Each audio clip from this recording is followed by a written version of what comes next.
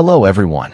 In today's video, I'll show you how to download, install, and set up ds4. First, download the latest version of ds4 Windows from the official website. Once the download is complete, extract the zip file to a location that's easy to access. It's best to avoid extracting it inside the Program Files folder. Next, launch ds4 Windows. The first time you open it, you'll be asked where you'd like to save your settings. Choose either the App Data folder or the Program folder, depending on your preference. After that, go to the Settings tab and open Device Options.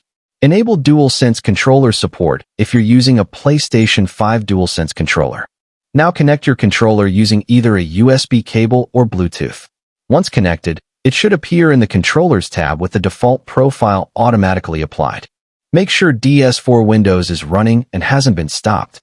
If your controller isn't detected, verify that the required drivers are installed correctly and check the official ds4 Windows documentation for additional troubleshooting steps. If your controller appears in ds4 Windows, Xbox controller emulation should already be active and you're ready to start playing. That's all for this tutorial. Thanks for watching, and don't forget to like this video and subscribe for more helpful guides.